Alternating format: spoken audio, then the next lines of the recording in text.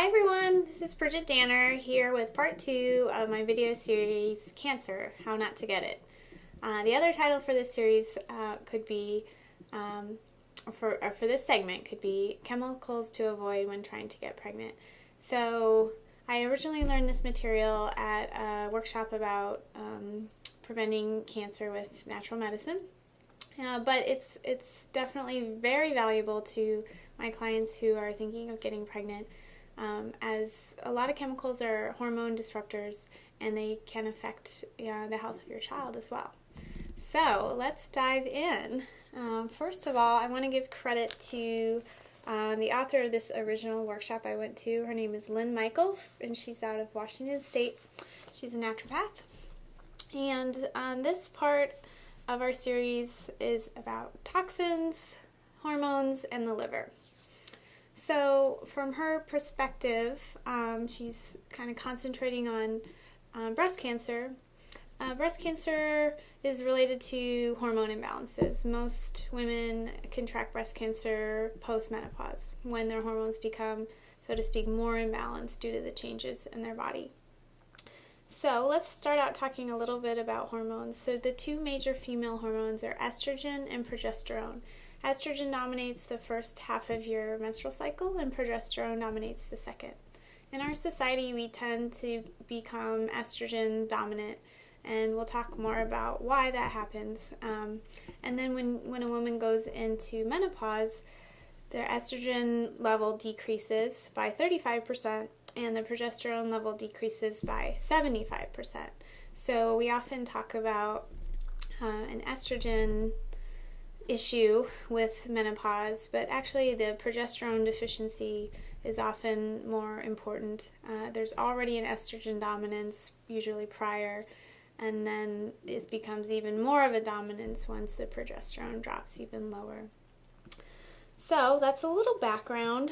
Some signs that you may have this estrogen dominance are PMS, infertility, ovarian cysts, or weight gain. Let's see. Or if you do chart your cycle and you know you have a short luteal phase, second phase of your cycle, or an unstable luteal phase, that's often estrogen dominance. So, what are some reasons this could happen? One is stress. When the adrenal glands are fatigued from stress, they aren't able to produce for you as many sex hormones as is needed. Other reasons could be birth control pills, hormone replacement, additives in your beauty products, plastics in your kitchen. We'll talk about all that today. Growth hormones in your food, pesticides, herbicides, polychlorinated bisphenols or PCBs in cleaning supplies. So those are some reasons, and we'll get into that. So why can't your body just clean you out of these substances? That's a great question. So your liver is usually already overworked by toxins in your food, environmental stressors, and then it's not supported because generally we have a lack of nutrients in our diet. And we learned a little bit about this on part 1 of the series. So if the liver is overloaded, toxins basically return to the bloodstream. Kind of half broken down estrogen can be stored in your fat tissue. So we're going to go through now a list of toxins to avoid. And this is not a complete list, but it's a good start if this is all new to you. You can start looking for these things on labels. And I'm providing a list of these on my website, and I'll put that link below this YouTube video so you can follow it. So number 1 is phthalates. Phthalates preserve fragrances and make plastics more flexible. They also break down over time and are carcinogenic or cancer-causing, and they're endocrine disruptors. So they'll disrupt your hormones, and they're found in nail polish, lacquers, and soft plastics. So if you look on the bottom of your plastic and it's a number 7, then it has phthalates. We'll talk more about how to replace these things with other things later on. So number 2, propylene glycol. This product is something that helps you hold moisture in your skin, and it's an affordable ingredient. So it's commonly found in lotions, makeup, deodorant, suntan lotion, lipstick, and it causes liver abnormalities and kidney damage. So, we'll get into this more, but if you go to your natural food store, you'll see like deodorant that says no propylene glycol, for example. Number 3 are parabens, which you may have heard of. You may see it listed as a methylparaben. You may see that's at the end of the ingredient list. So parabens are an endocrine disruptor again. They are found in all breast tumors. There's more research being done that basically anyone with breast cancer, there's parabens in their system, in their breast. It's an estrogen mimicker, so it creates this condition of estrogen dominance. And it's found in many food, pharmaceutical, and cosmetic products. It's a preservative. Number 4 is sodium lauryl sulfate. So this is a foaming agent, a sudsing agent found in shampoo, cleansers, toothpaste. It's absorbed by the skin and retained in organs. And it reacts with other ingredients in the product to create dioxins, which are really dangerous endocrine disruptors. Dioxins can cause cancer, birth defects, learning disabilities, infertility, endometriosis, and it depletes your immune system. So, not a good list there at all. I want to stress to my couples trying to get pregnant that this actually affects your growing baby. So the EU is currently working to disallow its use in the European Union. We're always a little behind the times over here. I maybe want to pause and show you a couple products. So this is a toothpaste I was using, and it actually has sodium lauryl sulfate, even though it's, a good natural brand. So not so good. This is a toothpaste I buy for my son, and it says right on there that it's sulfate free. It's also fluoride free. That's another story. But this is a better toothpaste. So you just start to look out for that kind of thing. Okay, number 5 is BPA, or bisphenol A, which is maybe one you've heard of. They kind of stress now in children's plastic bottles that it's BPA free, or you see that on cups, which is great. It's great that they're identifying that, but realize that's not the only dangerous ingredient in the world. So it's in plastics. It's an estrogen mimicker. It affects your thyroid and affects the conversion of thyroid hormones. So another one to be avoided. Next is triclosan, which is an antibacterial product. It's usually found in hand wash. So triclosan is a form of dioxin, which we already learned about, and it reacts with tap water to make chlorinated dioxins, which are even worse. So basically just use regular soap and water, and again, now you can start looking for soap that doesn't have these foaming agents or additives, just like a Dr. Bronner's soap or 7th generation hand soap. Those are some good options. You don't really need an antibacterial all the time. You just need to wash your hands. Number 7 is formaldehyde, which is carcinogenic, and it's found in air fresheners and I believe also nail polish. Chemical air fresheners just really aren't needed. You can use an essential oil pump spray. That's what we use. You can open a window, just kind of old-fashioned ways to clean the air. Number 8 is chlorine, which is found in conventional dish detergent. And this is the number 1 source of accidental poisoning in children. So it's very concentrated chlorine, and it's very dangerous. The residue could be on your plate and get in your food. And that's a really easy one to replace. So this is the one I use, and I just get it really easily and locally. And it's chlorine-free, non-toxic. So super easy to replace some of this stuff. Let's see here. Number 9 is sodium hydroxide, which is found in oven cleaner. This is a carcinogenic, and can damage an unborn child. Oven cleaner has been found in the blubber of whales. This ingredient is really dangerous, and apparently doesn't break down very well. So that's a no-go on the oven cleaner, and she suggests to just use a scrub made of water, salt, and baking soda. So the next one is perchloroethylene, which is a carcinogenic substance found in carpet shampoo, and another ingredient in there is ammonium hydroxide. So you can also buy natural carpet cleaner. We have a carpet cleaning machine, and we just have this like non-toxic natural carpet cleaning solution. Easy peasy. She also suggested using club soda or a baking soda mixture to clean up like little stains on carpets. Number 11 is hypochlorite bleach, which is found in tile cleaner. So it's carcinogenic, damages your nervous system, causes birth defects.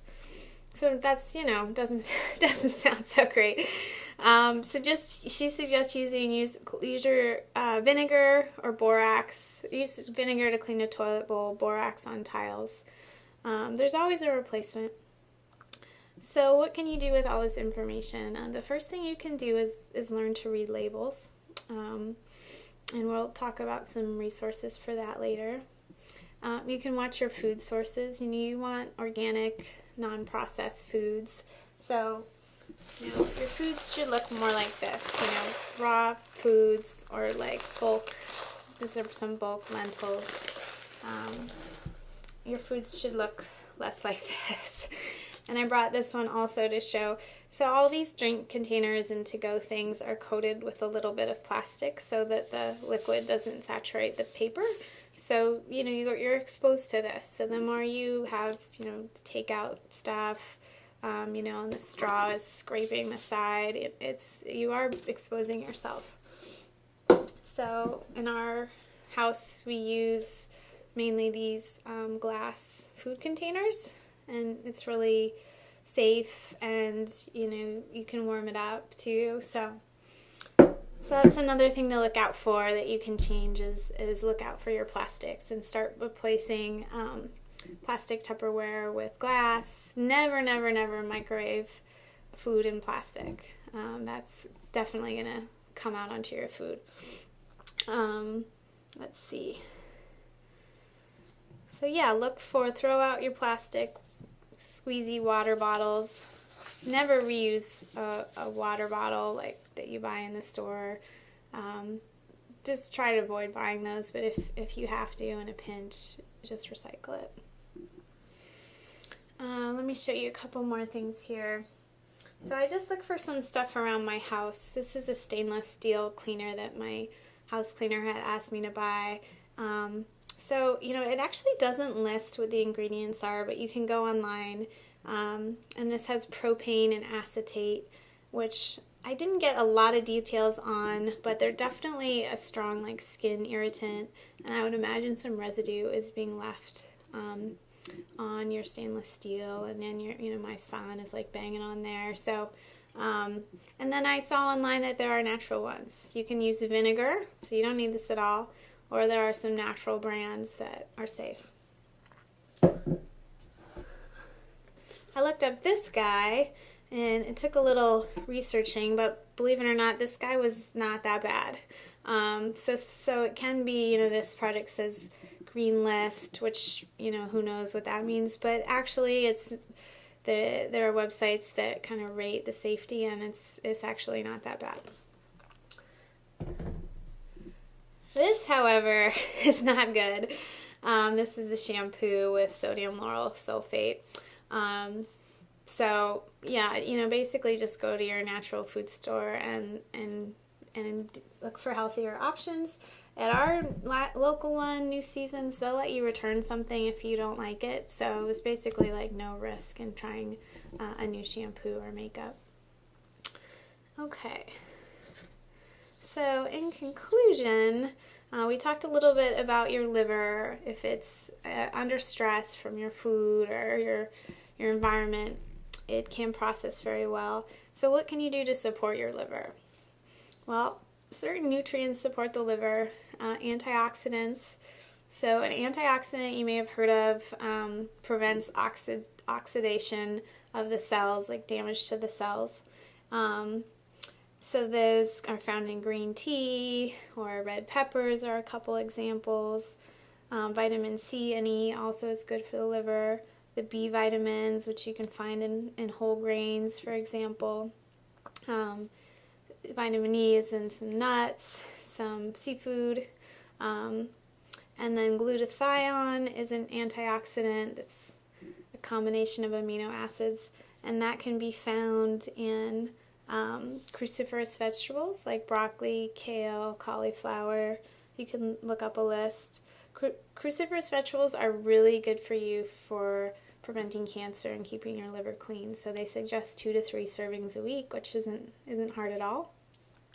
And they'll help your liver detox you of estrogen. So they'll help you have a healthier menstrual cycle, prevent cancer, especially if it's in your family. Yeah, I think those are the main things. And another tip about preventing cancer is keeping your weight down. So fat cells increase your risk. Having more fat cells increases your risk for developing abnormal cells, and abnormal cells can turn cancerous. So fat cells produce estrogen, produce inflammatory compounds, produce leptin, which is a hormone that helps cancer grow, and it decreases production of what's called sex hormone binding globulins, which control excess estrogen, which bind excess estrogen. So if these aren't being produced, the estrogen's just going wild. And men, the same issue. With fat around the middle is doing the same thing. So what can you do? Basically eating a healthy diet and getting exercise, detoxing, which we're going to talk about. If your body's really stressed from chemicals, your hormones may not be behaving very well, and it'll be hard to lose weight. Reduce stress. I know that's harder than it sounds, but taking it seriously, reducing your stress level. And yeah, getting knowledgeable about chemicals, just having a cleaner, simpler diet, eating organic.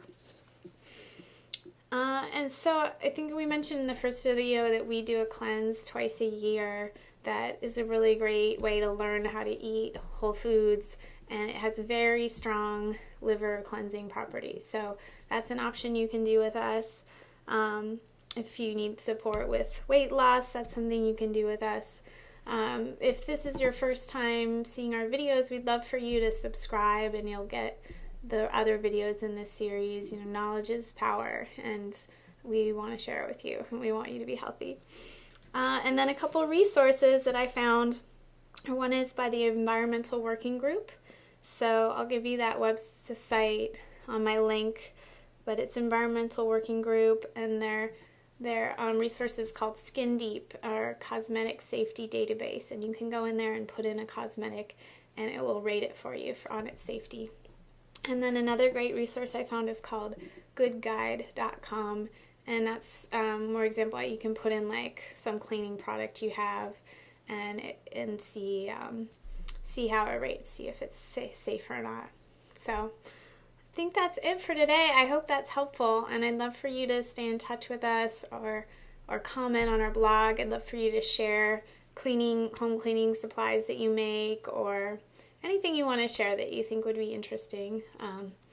I know you're already doing some things right, and we'd love to hear them, and we can all be doing those things.